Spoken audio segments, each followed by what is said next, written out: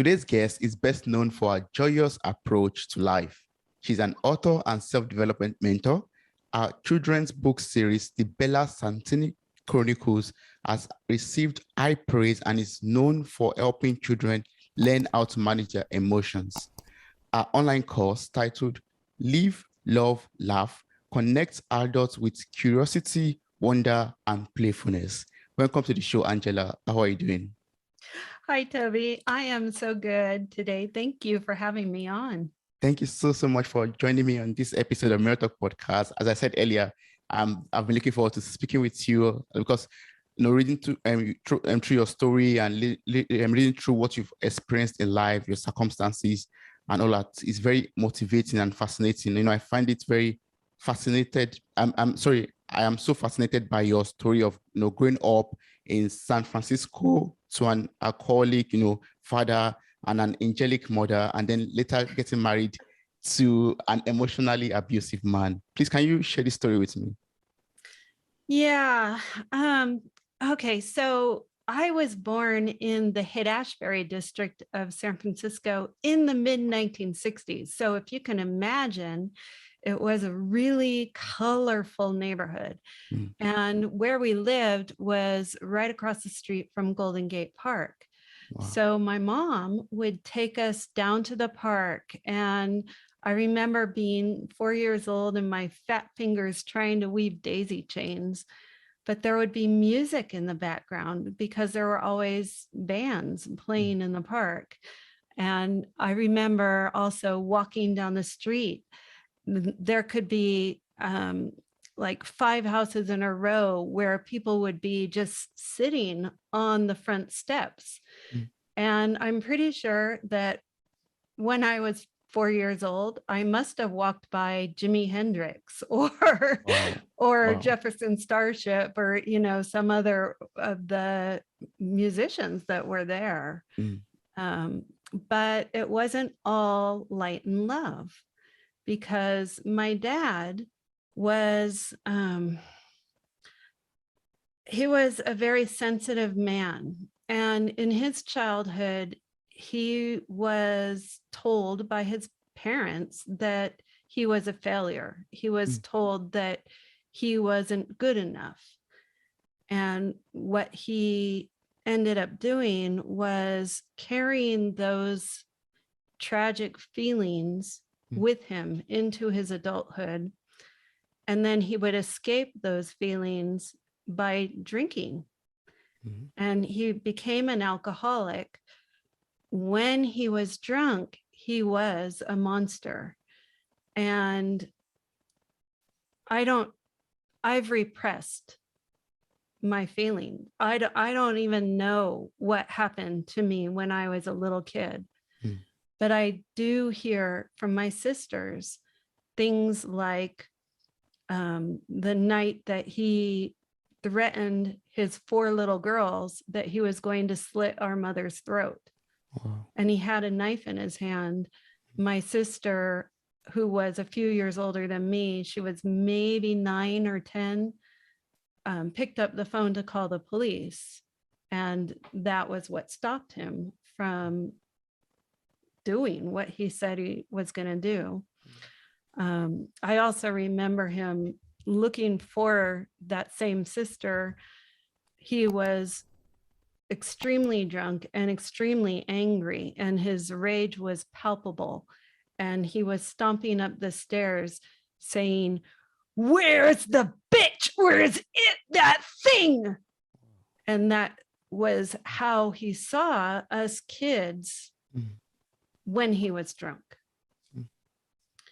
So what I learned from my childhood was that rage and anger are terrible, and I should never, ever be like that. So I should never feel rage or anger. I learned that from my mom, because she is an angel. I learned that I should love everybody, even the people that hurt me.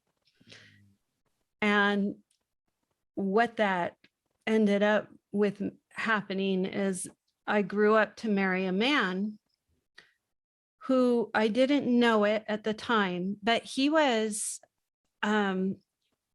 hung on to the anger that he was exposed to as a child, and it became his go-to emotion. I repressed anger, so I was in judgment of anyone who was angry. And my go-to emotion was sadness. So it was turned into a very toxic marriage where he would be angry, I would judge him for being angry, and then he would be even more angry because I was judging him. So that marriage, I stayed for 32 years. And part of it was because there were children, and he had good qualities. He wasn't all, he's a good person. He just didn't know how to deal with his feelings. And he didn't know how to treat people. So it wasn't until 2017, there was a wildfire that struck Northern California. And it was such a big event, such a big fire. We got messages from people in Amsterdam saying, "Are you guys okay?" Because the news of this fire went all over the world. That night, 5,000 homes were burned in our community. And one of them was ours. That put me into a dark night of the soul. I went into depression, and I questioned, what's important in life? What matters? It certainly wasn't stuff. The only thing that I regret losing when my house burned down is the marks on the wall showing the kids' growth. Everything else, it's just stuff. So during this time, I realized that I was never going to change him. I was never going to make our lives better with only my effort. And he had to make the choice to change. And one morning I asked him, we had been out with friends the day before, and he had treated me really well in front of his friends. And I asked him, why can't you treat me like that every day? And he said, that's not who I am. I can't do that. And that was when I decided to leave, because if he couldn't make the choice to treat me in the way that he thought he should when other people were watching, but he couldn't when nobody's watching. It wasn't doing him any favors, and it wasn't doing me any favors. So I gathered the courage and left. I really, I admire your strengths, and it's so encouraging. Like, everything you've gone through, the adversity that you've gone through in life, has made you who you are today. I assume, like, made you stronger, made you bolder. And I admire, the strength and the perseverance that you had to pull through, your childhood, and also through the marriage, and also to come out of it and still be happy and joyful and, alive. I admire that. You're a strong woman. You're a really strong woman. Thank you. And it's not that I have any more strength. It's that I've learned that the perspectives we hold create the world we live in, because we're always looking through that filter of the perspective we hold. I could have had the perspective that I'm a victim of the fire, a victim of my ex-husband, a victim of my father. Yes. But having that perspective is a prison, and it doesn't allow change to happen. That's true. Once I realized that I was disempowered by being the victim, but if I could look at and the situation, say, what was my role in that marriage? And my role, I didn't set boundaries. I allowed him to behave the way he did with no consequences or little consequences. I didn't love myself. I didn't love myself enough to put my needs first. Yeah. Those are my responsibility. And once I could see that I had held responsibility, and for every time I was reactive to him, Yes. that was my responsibility. My reaction is my responsibility. Yes. Once I was able to see that, that lifted me out of victim energy and out of the victim perspective. Then I have the ability, if I have responsibility, I have ability to Yes. make a change. Yes. And so once I accepted responsibility, that gave me the freedom to create a joyful life. Yes. I love that. Like, taking responsibility of your life will help you to, create the changes that you want for your own life. Yeah. Like, yes. And I love you to, educate me a little bit on, repressed emotions. Like earlier, when you're telling me the story of your life, you told me that you had this repressed anger through your childhood and also in the marriage. So how are you able to deal with that? And how are you still dealing with that right now? It's interesting because when I looked at my life and I drew a line from my dad through me, through my husband to my kids. And I said, oh my gosh, if at any time, any one of us had learned how to face painful feelings, we could have avoided a lot of pain. And, my father escaped painful feelings by drinking. I escaped what I thought is painful feelings, anger, by repressing.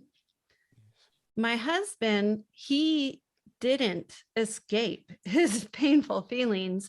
He lived them every day because he just held on to that anger. And what I learned and now teach is to be neutral to our feelings. And that is through a process called AAA. You are aware of a feeling, you acknowledge the feeling, and you accept the feeling.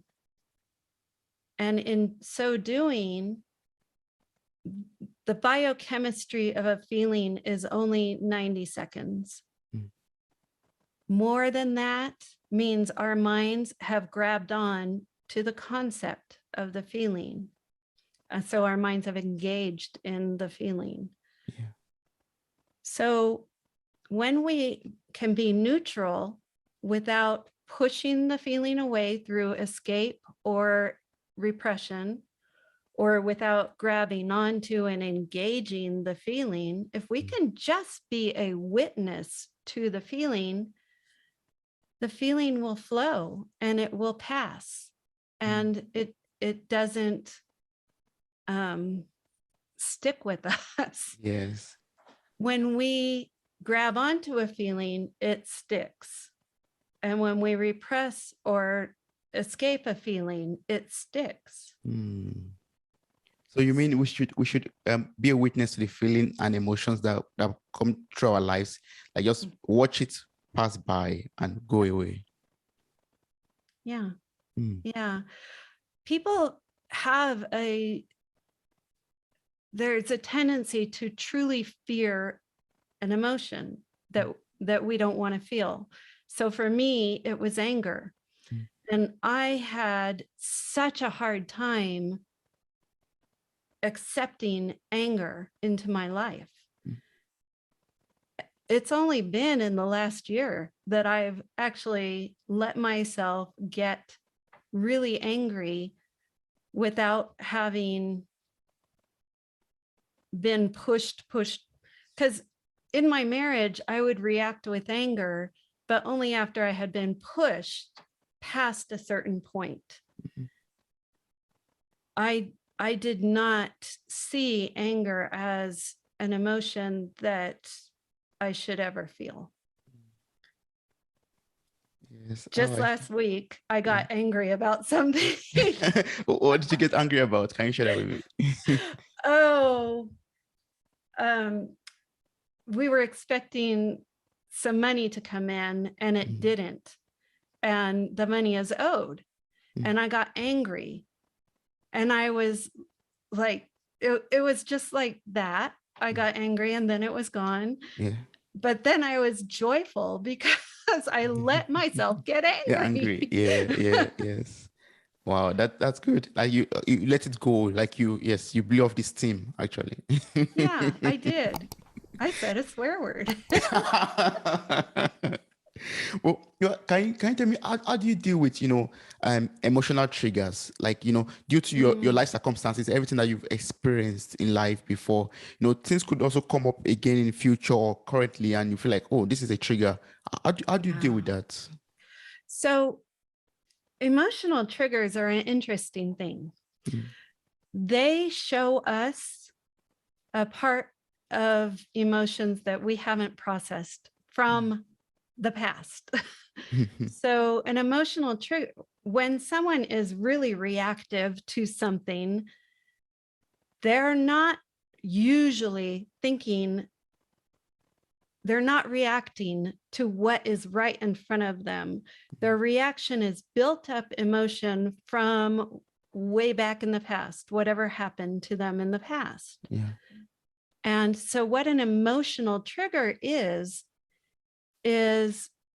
energy that is brought up within us that is reacting to something somebody's doing, but frequently it's much more energy than the energy is related to something that happened in the past. Yeah. So what I say is that when someone triggers us, they are being a mirror to show us the place that we have a reaction and the emotion that we are having in reaction.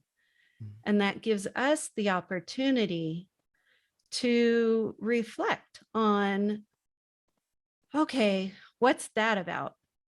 I know I'm mad at my husband because he didn't pick up his shorts, but I wouldn't really react this big. And so what is the energy behind it?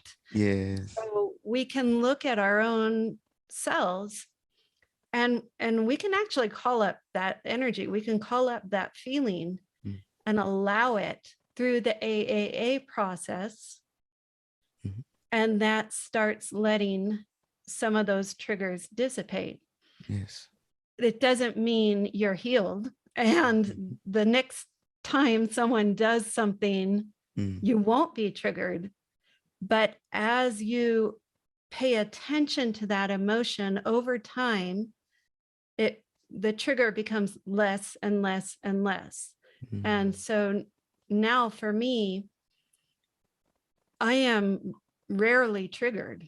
And it's like something has to be a really, really hit a buried emotion Emotion. Yes. Yes. for Wow. me to be triggered by something. Yes, I love the way you explained it. Like for me, in my head right now, I got like this kind of illustration from everything you said already. Like you said, when someone triggers an emotion in you, when someone triggers something in you, it acts like a mirror actually. And this mirror is placed in front of you to tell you, oh, Toby, you still have work to be done in this area of your life. You still have to fix this. You still have to, sit back and, reflect and work on this area. Something that's not been healed in your life, or something you still have to work on, some, circumstances or some issues or some injuries from the past in your life. Yes. And then life brings, these emotional triggers from time to time to tell you, okay, this is what is still left. This is what is still left. until it comes again and you're like, oh, it's gone. As in, yeah, I'm totally healed, or I still have work to be done. I love that. Thank you so much for that wonderful illustration. You're so welcome. And, I think about it as peeling an onion, because when we repress emotions, so for me with anger, I spent probably days with a pillow, screaming and punching a pillow to get anger out. And that peeled quite a bit of my onion, but there's still some left. And so as we deal with the feeling, as time goes by, we eventually get to the core, and then we can manage the core. Yes. And then it's gone. And the problem with emotional triggers is, unless we pay attention and go in and feel those feelings, we do get triggered over and over and over again. Yeah. And so it's like when a woman leaves an emotionally abusive marriage, if she doesn't look inside of herself and figure out, where am I being so reactive to what he said, did, she will be doomed to attract that same kind of behavior. Yes, that's true. Wow. Yeah. Wow. I'm just going to let everyone that's listening to this to sit back and reflect on this a little bit and see what area of their life they want to, they have to work on, or what kind of emotional triggers they have and what it means to them, or what work they have to get done on their emotions or from the past circumstances that they've experienced in life. Yeah. And give yourself grace, because nobody taught us any of this stuff. We weren't raised to face all of our emotions. They didn't give us tools for facing all of our emotions. And so all of us have buried emotions that need to get out. And it's interesting because I've been such an advocate for feeling all of our feelings. And I was on a meeting last Monday night, and the guy was saying, when you're trying to, so he was talking about law of attraction and manifesting goodness in your life. And he said, you have to not only think about what you want and imagine that what you want is coming to you, you have to feel what it feels like to have that, what you want, come to you. Yes. And so there is so much to feelings. There's freedom when you can face all your feelings. And feelings play a huge role in building the life you want. Yes, that's true. Wow. Yeah. On your website, angelalegh.com, I read that your first few books are, self-help anthologies where you wrote about the power of forgiveness and learning to surrender to life. I think we've talked about this a little bit already. Can you tell me more about, the power of forgiveness and surrendering to life? Letting go of those emotions, letting go of those buried, emotions or circumstances in life. And how did you learn to forgive your father and your husband? Well, it's interesting because it started when I was able to step out of victimhood, when I stepped into responsibility. When you are pointing the finger and blaming someone for what they did to you,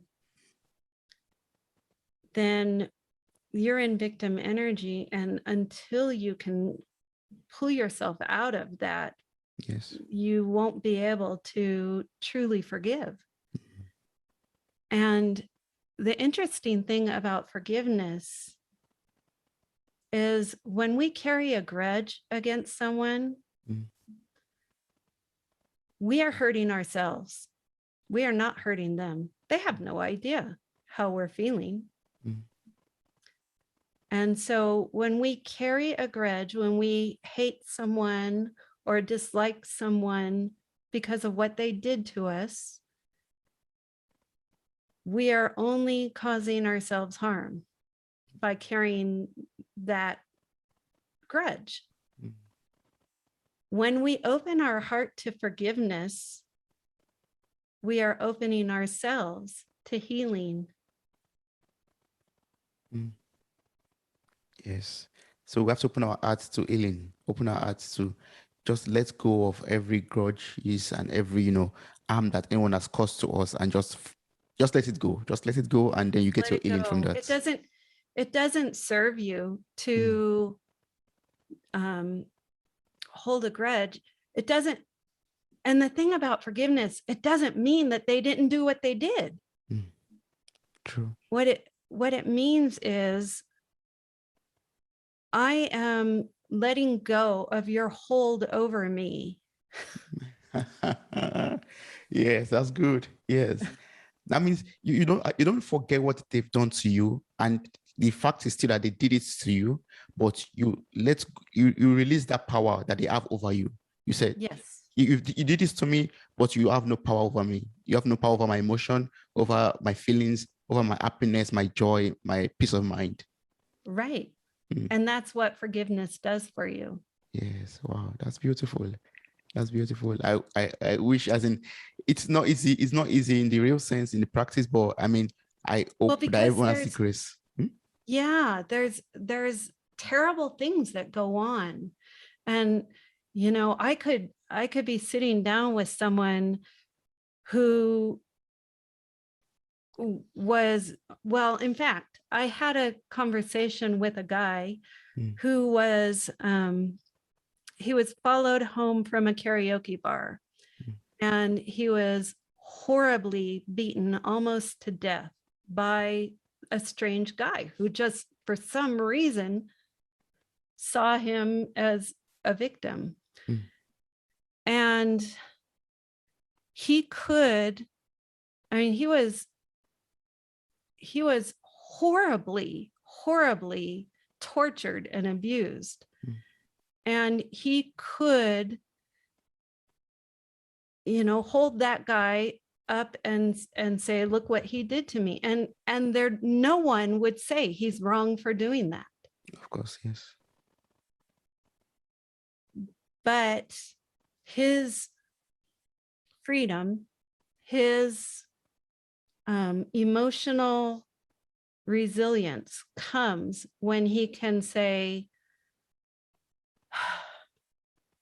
yes, he did what he did, but I forgive him. Yes. Wow. Yes. That's so beautiful. Like, just letting go.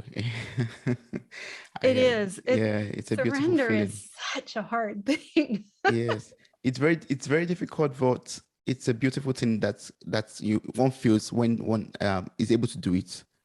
Yeah. You get a beautiful feeling. That's release. That's I don't know. That's, you just get that burden off your life, off your chest, off your heart. Exactly. Because when I talk about feelings, I have likened a repressed feeling with you picking up a rock and putting it in your backpack. You're carrying that feeling around with you. Yes. It's a weight on your back. Well, it's the same thing with begrudging or hating or blaming another person. You're carrying that weight on your back. It doesn't affect them. They have their own weight that they're carrying. And you are carrying the whatever perceptions, whatever feelings you have about it. You are giving the gift of forgiveness to yourself. Yes. That's true. Yeah. Yes. Well, thank you so much for teaching me about, forgiveness, and, thank you also for sharing your story with me. I really appreciate that, the fact that you open up to me and, talk about this story. But now I want to also make a switch to children. I'd love us to talk about your children's book series, the Bella Santini Chronicles. Okay. Before we started, you said the second part will be released very soon. But can you tell me about this book series? What inspired you to write this book series? So I just started writing books because I like writing.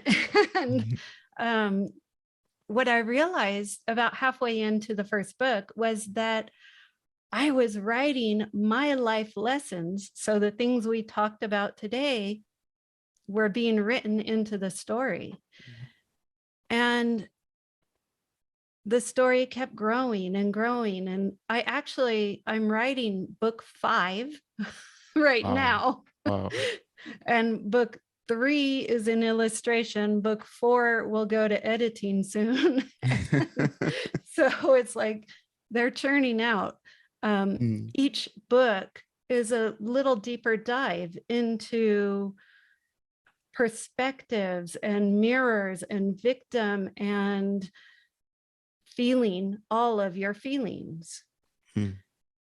And the reason I'm so passionate about these books is I realize if my grandfather, if my dad, if my ex-husband, any one of us had learned these things as a child, life could have been really amazing for all of us. Yes. And that's why we have you right now, right? Sharing this story with us so that our children can know about it already from a very early age, and also start knowing how to work with their emotions, work with their feelings, and also dive into the magical world, because you say everyone has magic in them, or everyone is made of magic. Yes, everyone has magic, and it's love. Love is the magic. And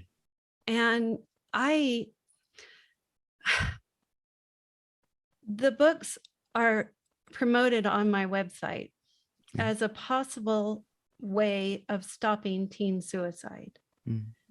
Because I know from my father's behavior, I know from my ex-husband's behavior, and I know from my behavior that underneath substance abuse, suicide, and self-harming is escaping painful feelings. People get overwhelmed by sadness, despair, grief. They have these feelings that they don't know that if they face, the feelings will flow, and they might revisit, but they're going to flow again. And they get locked into a prison of substance abuse or suicide. There's no escape from suicide. So it is my hope, my dreams, my heart, my mission to teach children about emotional triggers and about how to face feelings so that they can grow up without needing to escape. Yes. And you are doing this in a wonderful way by packing everything in a fairy tale, book, with illustrations and, beautiful, attractive pictures and wordings, easy to read. And then, people or teens are being able to, read it, and it impacts their life and also helps you to impact the teen suicide rates. That's the mission. I hope so. And it's an engaging tale. People want to know, well, what happens next? And it's not like the characters say, you have to face all your feelings. It's just in a discussion between characters, it's discussed. Why is it important to face all your feelings? Yes. So kids aren't told, you have to do this.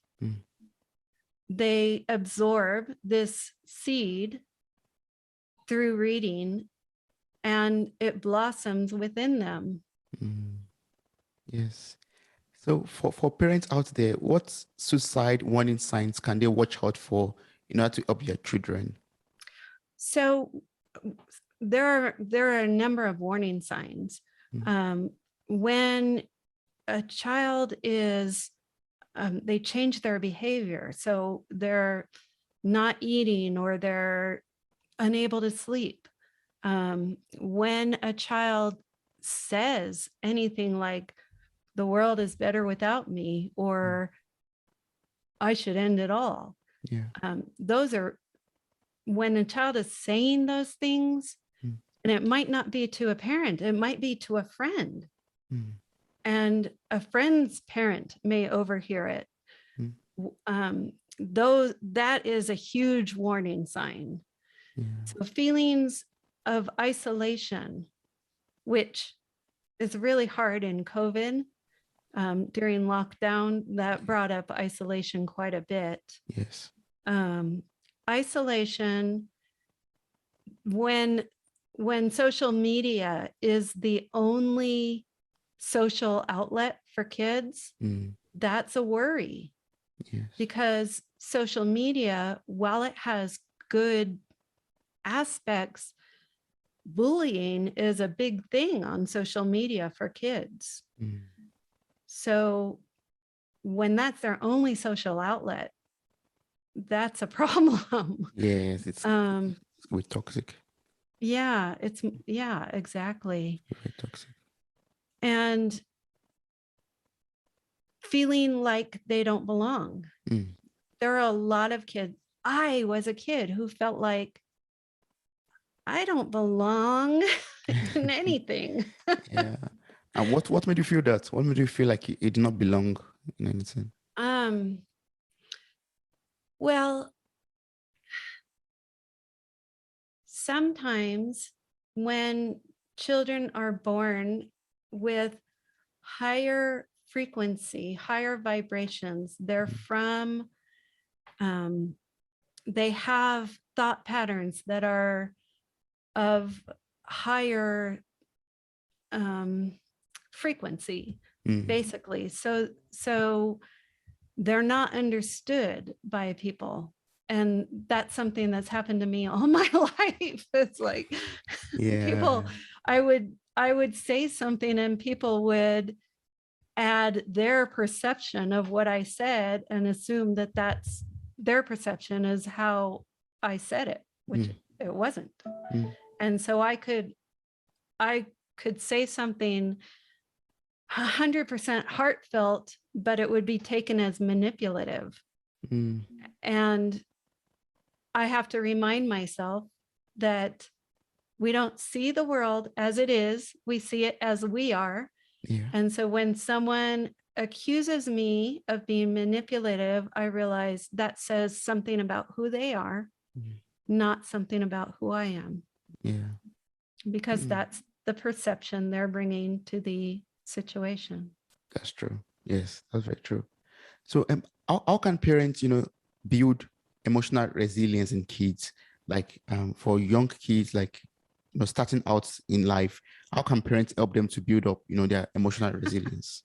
I just did a post for Instagram for that. So 5 tips for building emotional resilience in kids. Wow.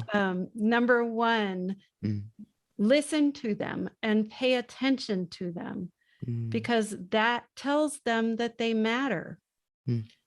If we hand them a cell phone to play with because we're so busy, that is not giving them the message that they matter. So pay attention to them and when you can let go of your expectations of who your child should grow up to be, and allow the child to be who they are. And I don't know if this happens in Germany, but in America, a lot of times there's, our family has always been doctors, and we're a doctor, and I'm a doctor, and you're going to be a doctor. But maybe that child has a real proclivity for writing, and they have a message that they can share with the world. So let go of your expectation of who your child should be, and let them be who they're meant to be. And number 3 was, oh gosh, I may have to double check. I can't remember what number 3 was. It was, be vulnerable. Oh, okay. How come be vulnerable? Because a kid who's being bullied, let's say, when they see their parents as, really strong and unapproachable, then they're maybe not going to talk to their parents about what's happening. True. Yeah. Because they don't see a connection.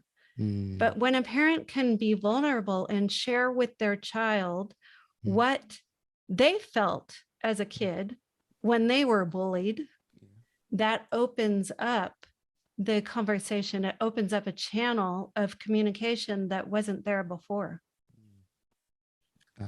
Okay. Yes. Yeah. So we have to be open and vulnerable, like with each children, and with our children. With our children, yes.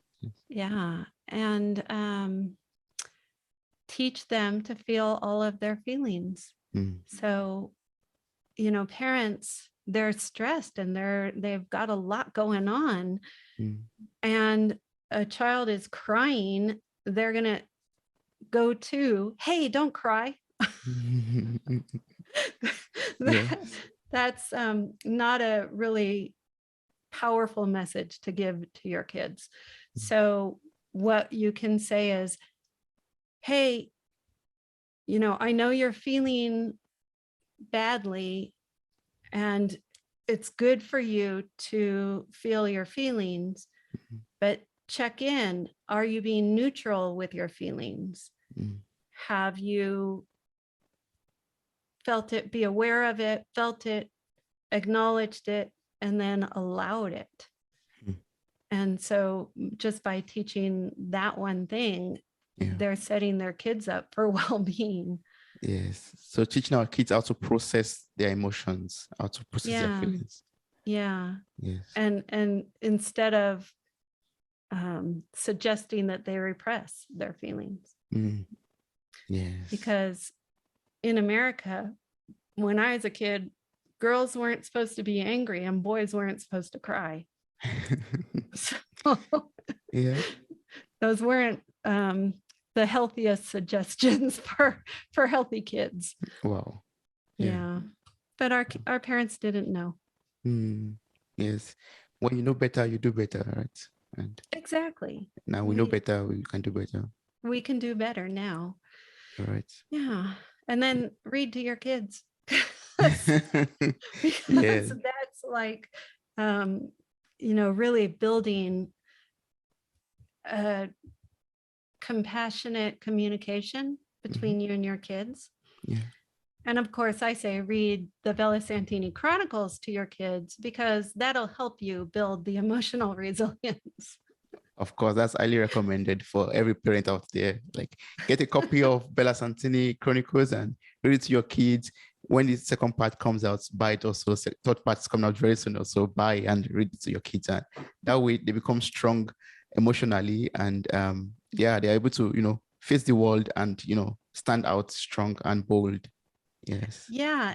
And when they can do that, they're able to bring their gifts to the world, and we need all the gifts. This world needs all the gifts that it can handle. Yeah. That's true. Yes, yes. And talking about, when you know better, you do better. You offer this mentoring program, and you also have this online course entitled Live, Love, and Laugh. And these are means of us, to know better and to do better also. So can you tell me about these programs that you offer, this online course and the Yeah. mentoring? So I say I teach the same thing, whether it's in my online program, in my books, or in mentoring. Mm, So how to shift your perspective, mm, how to be with your emotions, mm, how to access curiosity, playfulness, and wonder, mm. and self-trust and self-love. Yeah. Because without that whole menu, you're not whole.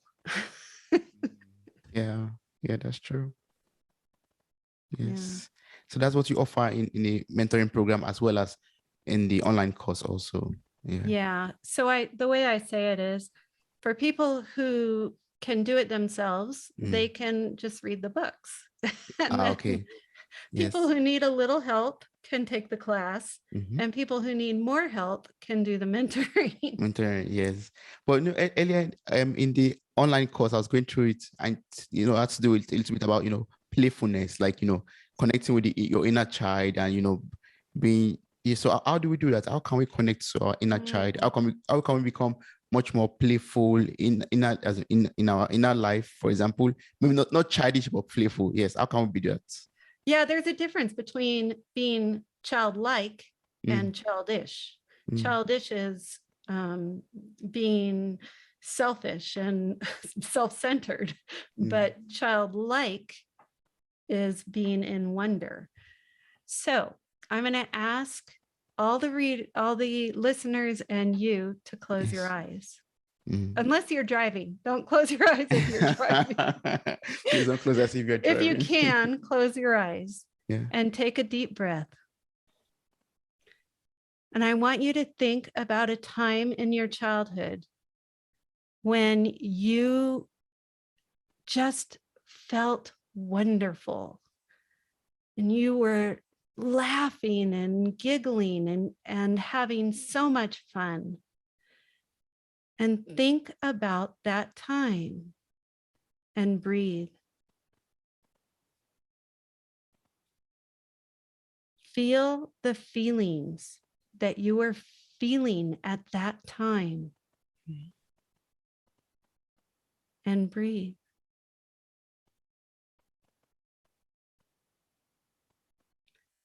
Now imagine that you've stepped through a door and you're in a magical playground. And in this playground, you can do whatever you want. You can ride a bike. You can swing on a swing. You can play basketball. You can do whatever you could fly through the clouds like a bird if you want, because this is a magical playground. And I want you to run through that door and spend 5 minutes playing. And of course, we're going to stop this now because Yeah. we don't have a whole hour to do this. No, no, no. That is just a sample of one of the meditations that's part of my class, where I'm tapping people into the feelings of playfulness. And by listening to that meditation, so that meditation is available on my website. You don't have to do the course to get it. It's the childlike play meditation. When you download it, if you do, then listen to it every day for 21 days. And it's only 15 minutes. It's not that long, but it's 15 minutes of really tapping into that inner joy, that inner playfulness, and allowing it to be part of your life now. Yes. Yes, that's awesome. I'm going to place the link to your website in the show notes of this episode. So I encourage everyone to copy the link or click on the link and download the meditation and or practice it. Like it's very useful. Like the short one we did just right now was very effective for me. So I encourage everyone to do the whole 15 minutes every day for 21 days. That'll be awesome. That'll be great. Yes. Thank you, Toby. Talking about your website, what's the best way to connect and work with you in case there's someone out there who is still, hungry to learn more, to know more, and to connect and work with you? What's the best way to do that? So they can email me at angela@angelalegh.com. And or they could go through the website and contact me. That'll email me at angela@angelalegh.com. Yes. And yes. There's a blog. My blog will help people. So, really, if you want, before you start paying me money, read the blog and download the free meditations, try those. If you find value in them, come back and do something that you're buying. You don't have to, in order to learn from me, you don't have to pay me. Wow. That's beautiful. That's like very generous of you. And that's very awesome. Yes. Wow. Thank you so much, Angela, for everything I've been able to learn from you today. I learned about your life story, which is very touching. I learned about the power of forgiveness. I learned about, letting go of those repressed feelings and emotions. I learned about, surrendering to life. I learned also about, how, building emotional resilience in kids can help to reduce suicide rates in teenagers or kids generally. I really appreciate it. And so much more things I learned from you actually, but if I start listening, then it's going to be another episode already. So thank you so much. I really appreciate everything that you've taught me today. Thank you. Oh, and I appreciate you. It is so much on my heart to help kids and to start from zero and try and get the book out and convince people that, hey, this book can make a difference in your kid's life. Yes.